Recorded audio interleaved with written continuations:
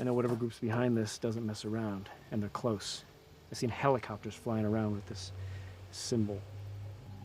Now we got a routine down on how to get what we need and avoid these assholes. You didn't avoid us. You're not them. They're armed to the hilt in all black uniforms. You're a ragtag group of kids in homemade leather.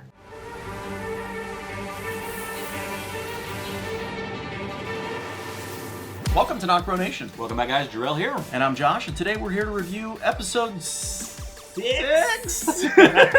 of The World Beyond, guys. Shadow Puppets, right? Yeah, I wouldn't say not a very bad episode. It was a pretty good episode. We are going to do a little Tarantino thing. We're going to start with the end credits first. This guy's got to bail me out on the episode number every video we do. That's how bad my memory is. It's all good. So the end credits. So yeah, we get to see. I have her name here. I got to pull this up. So we get to see the Dr. Belshaw. She's pulls out a very important document, and it's a thesis which is written by Leo Bennett, which is titled "Advanced Immunology: What to Know in the Age of the Unknown." So that seems to be written by the girls' fathers after the apocalypse, and it's leading more to this cure that they're looking for and research that they're doing. So it's very interesting. Yeah, you also this time got to see a little bit more. I don't know what the word I'm looking for is. It's the same room. Yeah, it's the same room, but her reactions were different. Like, there was a couple of times where she seemed, I don't want to say scared, but like... She did. You could kind of see concern. That's the word I'm looking for. Concern on her face. But like... Yeah.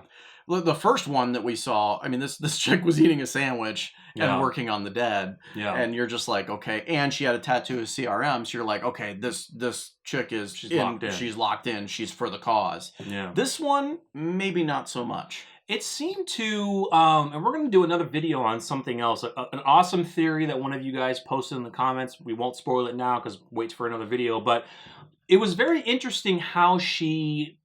You know, when she opened that thesis and she saw that card from Hope and Iris,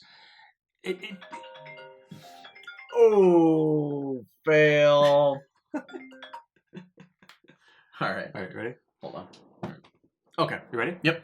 So yeah, when she opened up the thesis and she pulled the card that was written by Hope and Iris, it's like she had a connection with that. Now, we don't know how close, her and Leo Bennett are. I'm sure they're colleagues. They talk, maybe they talked all the time previously, who knows. But she seemed very concerned, and right after she got off the phone with Lieutenant Colonel, you could see her face quivering. Like she looked scared. And that's the concerned look that I was talking about. Yeah. Yeah, and I do think you mentioned it in our reaction, and I thought about it later. I do believe that she is talking about our group coming. So they are aware they're coming. And that's what I was going to say next. Because she mentioned about Dr. Bennett won't be a problem, and his security detail, which we know which is Felix's boyfriend, won't be a problem either. So they know that they're coming and they're preparing. So I believe Dr. Bennett is being held against his will, similar to the other doctor who was, test subject 402 or whatever it was. Yeah. Not that he's there yet, but it's going to get bad. Nice little Easter egg to Omaha, Nebraska, 402. 402? What? Telephone area code. Oh, 402, yeah. Come on. Telephone area code. Yeah. So it's going to get interesting, I think. So knowing that they are aware that the girls are coming, Elizabeth Kubelik knew she gave them the ammunition to leave. I didn't know if she thought they would go. We always questioned who is the they that they're talking about. Are they trying to lure in just Hope, just Iris? Like, which one? Maybe it's not even them. Yeah. Maybe it's Elton, or who knows? We don't know. I mean, it does seem like they're aware of... I mean, are they aware of the whole group, though? I don't, and that's the thing. Are they aware of Felix and Huck? Yeah. I'm not sure, though. I mean, they weren't at the destruction. We have another video talking about that, but... I'm not really sure, but it was a quick cutscene, and post-credit scene. I think we're going to get more and more of those, which now that I'm liking them a little bit more, but I still want a lot more. Yeah. To me, I think it should be mixed into the show and extend it and give more details, more information. But hey. But it does increase the hype a little bit. it makes you watch to the end and be like, okay, we're gonna get That's something the problem, insane. though. They're tricking you viewers. Like, here's this pile of okayness. I won't say the word. And at the end, we'll sprinkle in what you're really looking for, which is this side of the house, not this side yet. Right. But yeah. Anyway. Yeah. Let's get into the review, right? Yeah. So the primary episode was pretty cool. I mean, we got introduced to Percy and his uncle. You know, I like those two characters. I thoroughly enjoyed those two characters. I mean, I think so far I have more of a connection with those two characters than some of the main characters. Ooh, yeah. Come on, they're cool. They're interesting. They're cool. They are very interesting. I mean, if you watched our reaction, you know, I mean, you know, Josh was like, I think he's cool, but he's weird. He's very strange, which he was. He was very cryptic. Once we found out that they made this elaborate plan to steal their shit, I mean, you saw me, my reaction, telling Silas to turn the H around. It was just like, wow. I mean, that was elaborate. But him coming back and saving Iris, you know, did show. I appreciated what he said to her at the end, saying, you know, you thought of me of someone to save, and that's what I wanted to be to you. I thought it was cool that you know, we find out they've been doing this scam to so many people for so long, and Hope and Iris, or Iris, I should say, is just the first person that actually, you know, saved him in that scenario, and that's what caused him to turn back. He's like, you know, this is you're the first one or only one that's ever done that. I mean, it got him thinking. Yeah, most people would take the keys and run. I think I mentioned that in our reaction. I was like, just take the keys and go. Yeah. Which was what probably most people would do. And you know, the fact that Iris thought that he did get shot and killed, and she came back for him, and you can kind of see the look on his face when she got to the window when he was escaping. He was like, oh damn, she came back, okay, that's interesting. You know, so I did like that a lot, and I'm very intrigued by these two new characters. And I think in the next episode they're going to be going to look for this fuel refinery that he mentioned during the end of the episode. Supply drop. Yeah. So they're going to be looking for fuel to help them drive to New York. So other little things, little bit with Silas. A little bit with Silas, not too much. Feeling the jealousy? Yeah, he doesn't like the dude. I mean, in the beginning, he could have just taken that wrench and broken Percy's stick in 2 seconds. He could have just killed him. But yeah, I mean, we'll have to see how Silas feels about this. Hope and Elton, you know, Hope wants to help Elton finish his mother's book. She wants to learn more about her. She knows who it is now.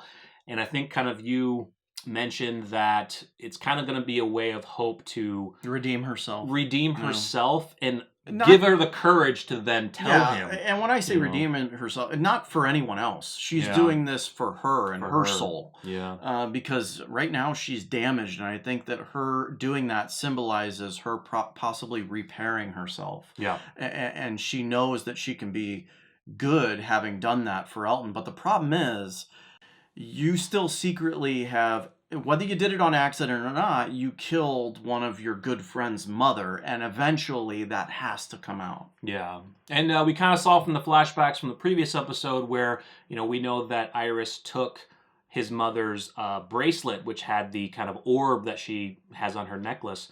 You know, we don't know if Elton knows about that. You know, we don't know if he really remembers that bracelet that she has or not. I think he does. I think he does. He just hasn't seen it yet. We've gotten to see what his memory is like. He knows his mother. Yeah. He just hasn't seen it. I think he's so obsessed, and you should be, right, with your mother, right? That he's gonna know. Yeah. I just think he's gonna know. Yeah. So I mean, and that's gonna be brutal. Dude. It's gonna be brutal. It's gonna come up because I know that one of the synopsis, you know, I think in the next couple episodes, it's going to deal with it. She's going to be sitting there playing with that damn marble, and he's going to go off. Yeah. 4 episodes left, guys. We're getting close. And if you guys didn't already know, they are going to be showing both episode 9 and the season 1 finale in the same night.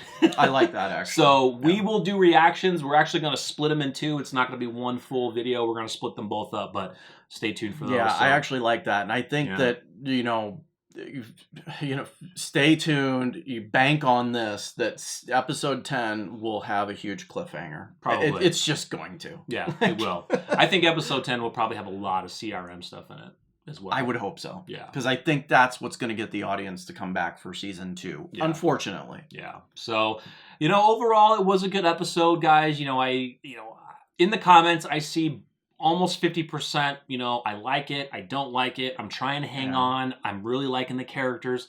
It's 50-50. It's a love it or hate it. It is a love it or hate it. And I understand why people may not like it. I mean, yes, it is.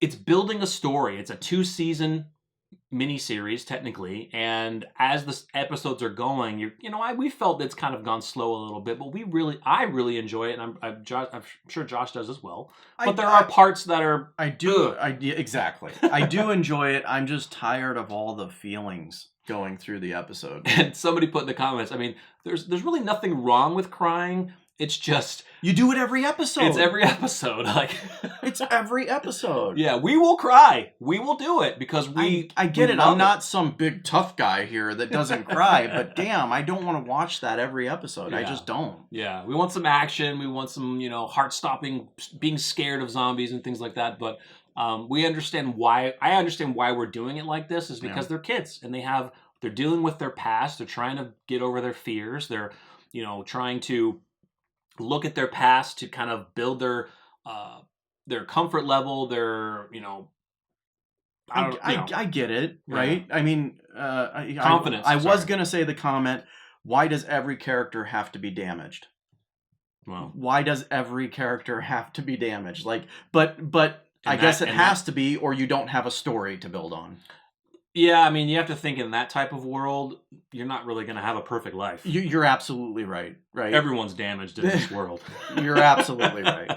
Unless you were some rich person and then you just stayed in your mansion and you had massive fields of crops and you just built the walls and you never went outside the walls. Almost like Alexandria. That's what they to are. A certain extent. That's what they are. True. They've been in these communities. They've lived a better life than those that had to go through this terrible thing, except for Elton. I think Elton, we don't know yet, but I'm pretty sure Elton actually had to trek his way to the university while all of this shit went down. He was on, I would say that, and Elton, Hope and Iris too. Yeah, well, Elton was probably the only one that was by himself because Hope and Iris had their father. Silas, we assume, was with his parents, his grandparents, whatever. Felix and Huck are a little bit different, but Elton was probably the biggest. He was on his own. But I guess what I'm trying to say is you don't have like our survivors from The Walking Dead who went through all of that crap to get to Alexandria. Yeah. Sure, they had the prison and all that, but that wasn't the greatest. They went through all of this shit just to get to a decent community that had walls and had that structure. And these people have had it from almost the start. Yeah. So guys, let us know what you thought of the episode in the comments. We did enjoy it. We are excited for the next episode. We're going to get a lot more with Percy, his uncle, and we're going to be trying to find more fuel, and it's going to get crazy. 4 episodes left of this season. It's really gone fast. Yeah, it has. It really has. I hope that we get Percy and I forgot his name. I forgot his uncle's name right now. And his uncle the rest of the season. Yeah, me too. I think that'll add a little. Stay on. I do too. Yeah. So let us know what you think in the comments, guys. Make sure you give the video a cool like if you enjoyed. Subscribe if you're new. Come back for more. I'm Jarrell. I'm Josh. We're NocBro Nation. We're out.